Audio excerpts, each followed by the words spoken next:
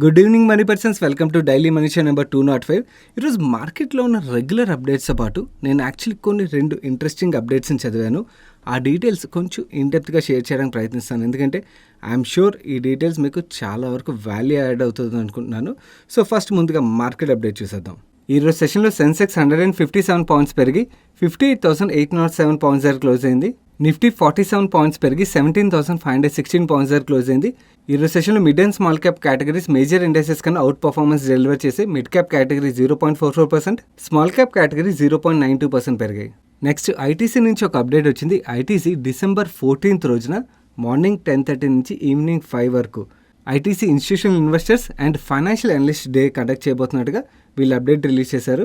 ఈవెంట్ని virtually host చేయబోతున్నట్టుగా చెప్తున్నారు, అంటే ఆన్లైన్లో హోస్ట్ చేయబోతున్నట్టుగా మెన్షన్ చేస్తున్నారు.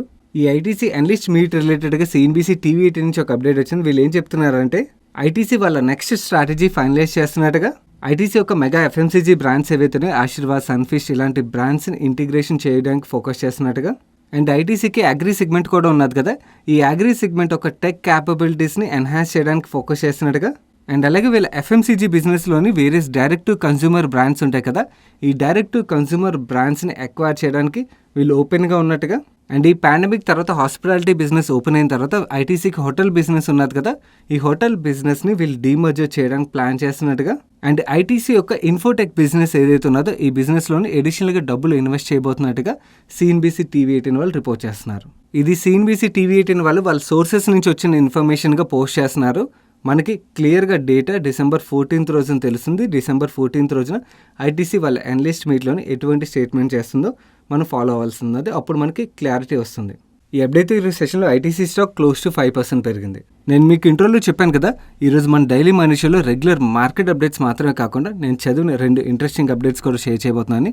ఫస్ట్ది B&K securities monthly chemical update ఏదైతే రిలీజ్ చేస్తుందో దీంట్లోని కొన్ని ఇంపార్టెంట్ పాయింట్స్ నేను అబ్జర్వ్ చేశాను, అవి మీకు షేర్ చేస్తాను. ముందుగా వీళ్ళు ఈ రిపోర్ట్లో కెమికల్ ప్రైసెస్ ఎలా మూవ్ అయ్యాయన్న డీటెయిల్స్తో పాటు కొన్ని ఇంట్రెస్టింగ్ డేటా షేర్ చేశారు. లైక్ వీళ్ళు నవీన్ ఫ్లోరెన్ ఒక MD అండ్ CFOని రీసెంట్గా ముంబైలో కలిశారంట. ఈ మీటింగ్లో వీళ్ళు ఏం చెప్తున్నారంటే ఏదైతే పాజిటివ్ డెవలప్మెంట్స్ నవీన్ ఫ్లోరెన్లో జరుగుతున్నాయో దానివల్ల మేము చాలా వరకు సర్ప్రైజ్ అయ్యాం, ఎందుకంటే ఫ్లోరిన్ చైన్ ఏదైతే ఉంటుందో ఈ ఫ్లోరిన్ చైన్లోనే వీళ్ళు చాలా అడ్వాన్స్ వర్క్ అయితే చేస్తున్నారని మెన్షన్ చేస్తున్నారు. అండ్ ఈ మీటింగ్ ½ అన్ అవర్ డిస్కషన్లో వేరియస్ కెమికల్ ఆస్పెక్ట్స్ రిలేటెడ్గా వీళ్ళు డిస్కషన్ జరిగినట్టుగా. మనకు తెలుసు నవీన్ ఫ్లోరిన్ కెమికల్స్ని అగ్రో కెమికల్ ఇండస్ట్రీకి అండ్ అలాగే ఫార్మా ఇండస్ట్రీకి సప్లై చేస్తుందని కదా. వీళ్ళు ఏం చెప్తున్నారంటే Naveen fluorine newer applications like 5G, electronics లాంటి అప్లికేషన్స్ మీద కూడా వర్క్ చేస్తున్నట్టుగా. అండ్ అలాగే ఎలక్ట్రిక్ వెహికల్ డెడికేటెడ్గా కూడా వర్క్ చేస్తున్నట్టుగా మెన్షన్ చేస్తున్నారు, which is really interesting. And ఈ ఫ్లోరినేషన్ రిలేటెడ్గా ఉన్న ఆపర్చునిటీ గురించి మీకు మల్టిపుల్ టైమ్స్ వీడియోలో డిస్కస్ చేయడంతో పాటు October 5th రోజున ఒక డీటెయిల్ ట్వీట్ కూడా షేర్ చేశాను. నిర్మల్ బంగ్వాల్ రిపోర్ట్ ఉన్నది, ఈ రిపోర్ట్లో ఉన్న డీటెయిల్స్ మీకు షేర్ చేసి వీడియోలో కూడా కవర్ చేశాను ఆ రోజు.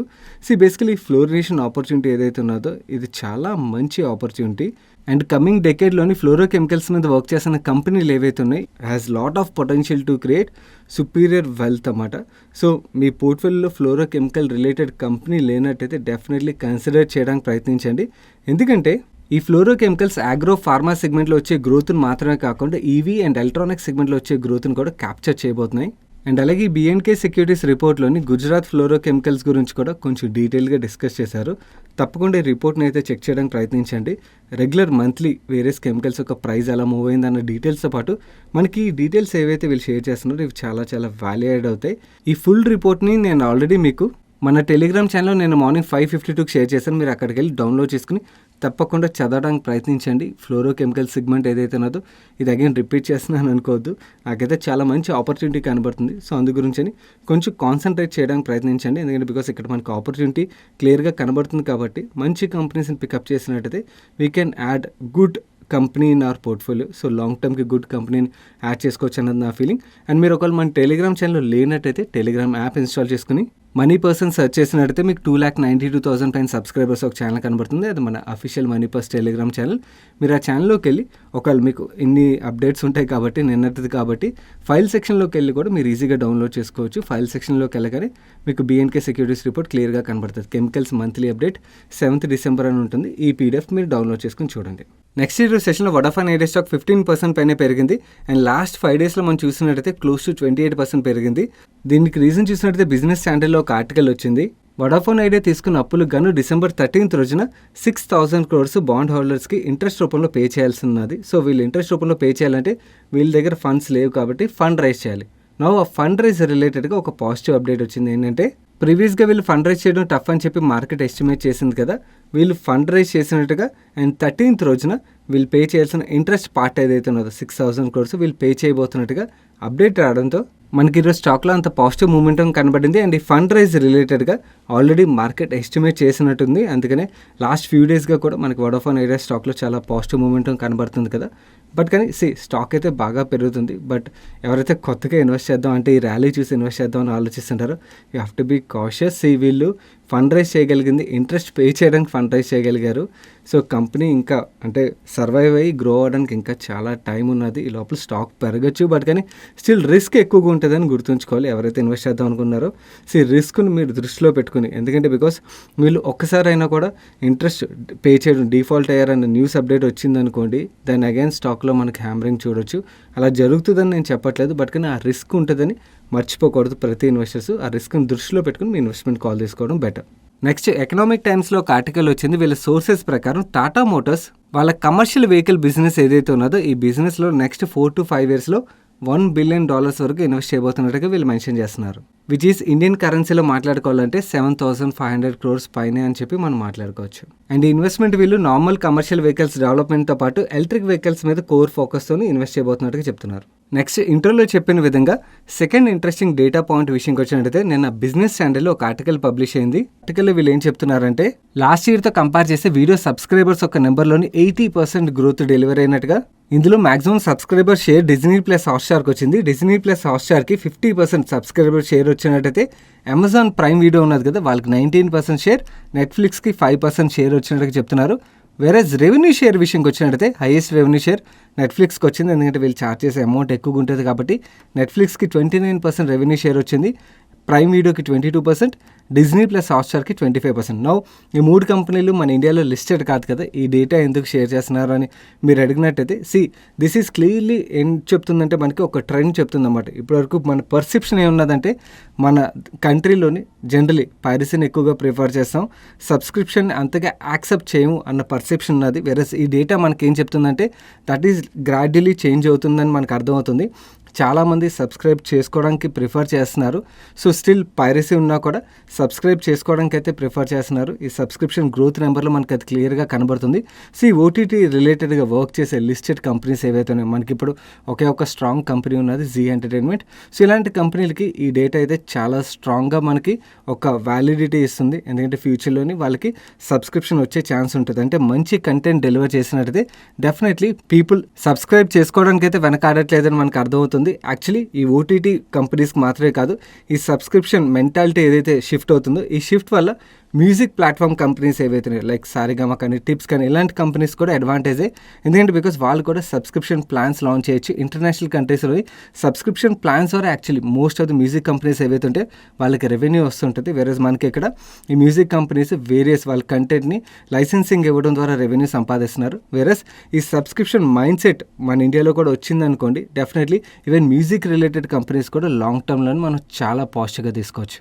అండ్ ఈ మ్యూజిక్ స్ట్రీమింగ్ కంపెనీస్ మీద మన ఛానల్లో 7 months బ్యాకే వీడియో అప్లోడ్ చేసిన డీటెయిల్ వీడియోని మీరు చూడనట్టయితే తప్పకుండా చూడడానికి ప్రయత్నించండి. అక్కడ నుంచి ఈ 2 స్టాక్స్ బాగా పర్ఫామ్ చేసి బట్ స్టిల్ ఇంకా చాలా గ్రో అవ్వడానికి స్కోప్ అయితే ఉన్నది. దో షార్ట్ టర్మ్లో వాలటాలిటీ డెఫినెట్గా ఉంటుంది, బట్ లాంగ్ టర్మ్లోని గ్రోత్కి చాలా మంచి ప్రాస్పెక్ట్స్ అయితే ఈ థీమ్కి అయితే ఉన్నది.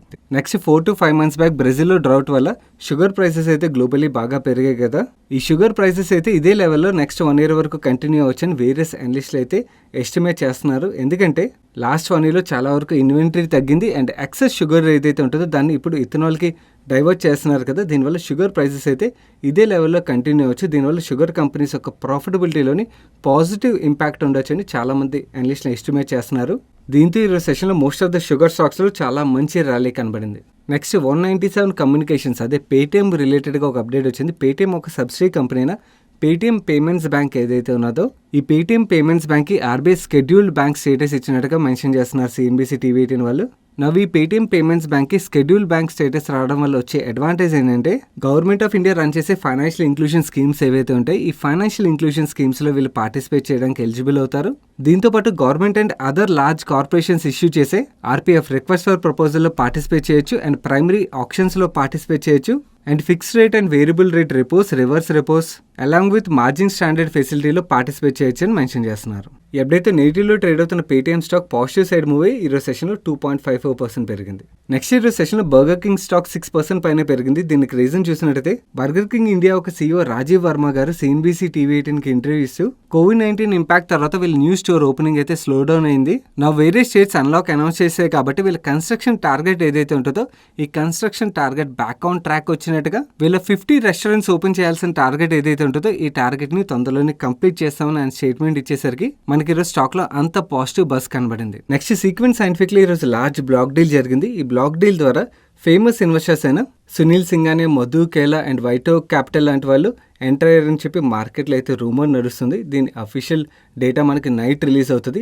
రిలీజ్ అయిన తర్వాత మనకు అర్థమవుతుంది. ఈ సీక్వెంట్ విషయంకి వచ్చినట్టయితే లాస్ట్ 6 monthsగా స్టాక్ బాగా కరెక్ట్ అయింది. లెట్స్ సీ నిజంగా ఇంత పాపులర్ పేర్లు ఎంటర్ అయినట్టయితే ఈ కౌంటర్లో మనం పాజిటివ్ బస్ చూడొచ్చు. మనకి ఏదైనా కూడా నైట్ డేటా తెలిసిపోతుంది. నెక్స్ట్ మహీంద్రా అండ్ మహీంద్రా రిలేటెడ్గా ఒక ఇంపార్టెంట్ అప్డేట్ వచ్చింది. రిలయన్స్ ఇండస్ట్రీస్ ఒక జియో బీపీ బ్రాండ్తోని రిలయన్స్ బీపీ మొబిలిటీ లిమిటెడ్ అనే సబ్సిడీ కంపెనీ ఏదైతే ఉన్నదో ఈ Reliance BP Mobility Limited and Mahindra వీళ్ళిద్దరూ కలిపి పార్ట్నర్షిప్ అనౌన్స్ చేసినట్టుగా చెప్తున్నారు. అండ్ వీళ్ళ MOU ఏదైతే వీళ్ళు సైన్ చేశారో ఈ MOUలో భాగంగా ఎలక్ట్రిక్ వెహికల్ ప్రొడక్ట్ అండ్ సర్వీసెస్ని ఎక్స్ప్లోర్ చేయబోతున్నట్టుగా, దీంతో పాటు low carbon and conventional fuel సినర్జీస్ని కూడా ఐడెంటిఫై చేయబోతున్నట్టుగా చెప్తున్నారు. అండ్ ఈ MOU రిలేటెడ్గా మహీంద్రా గ్రూప్ ఒక అనీష్ షా గారు CNBC TV18కి ఇంటర్వ్యూ ఇస్తూ వీళ్ళిద్దరు పార్ట్నర్షిప్లో భాగంగా ఫస్ట్ ఎలక్ట్రిక్ 3-wheelers రిలేటెడ్గా ఫోకస్ ఉండబోతున్నట్టుగా అండ్ 3-wheeler ఓనర్స్ ఎవరైతే ఉంటారో వాళ్ళకి బ్యాటరీ స్వాపింగ్ సొల్యూషన్ ప్రొవైడ్ చేయబోతున్నట్టుగా, ఇనిషియల్గా ఈ 3-wheeler కేటగిరీ మీద ఫోకస్ చేసిన తర్వాత eventually 4-wheeler category and other categories మీద ఫోకస్ చేయబోతున్నట్టుగా చెప్తున్నారు. అండ్ ఈ పార్ట్నర్షిప్లో Jio BP battery swapping support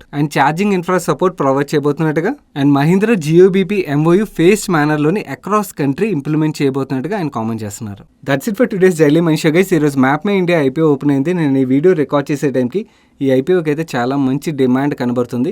and ఈ కంపెనీ రిలేటెడ్గా full fledged business details already మన ఛానల్లో కంప్లీట్ వీడియోని అయితే అప్లోడ్ చేసాం. చూడనట్టయితే ఇక్కడ ఎండ్ కార్డ్లో ఉంటుంది, తప్పకుండా చూడడానికి ప్రయత్నించండి. అండ్ ఈరోజు మన డైలీ మనిషిలో ఏవైతే అప్డేట్స్ షేర్ చేసామో అప్డేట్స్ మీకు హెల్ప్ఫుల్ అయ్యి ఇప్పటివరకు వీడియోని లైక్ చేయనట్టయితే వీడియోని తప్పకుండా లైక్ చేయండి. అండ్ ఈ వీడియో మీ ఫ్రెండ్స్ అండ్ ఫ్యామిలీ మెంబర్స్కి హెల్ప్ఫుల్ అవుతుందంటే వాళ్ళకి తప్పకుండా షేర్ చేయండి. అండ్ మీరు ఇదే ఫస్ట్ టైం మన మనీ పర్స్ ఛానల్కి వచ్చి ఛానల్ సబ్స్క్రైబ్ చేయనట్టయితే ఛానల్ సబ్స్క్రైబ్ చేస్తూ పక్కన బెల్ ఐకాన్లోని ఆల్ నోటిఫికేషన్స్ యాక్టివేట్ చేసుకోండి. నేను సాయి కృష్ణ పత్రి. రేపు డైలీ మనిషితో కలుస్తాను. Till then good night.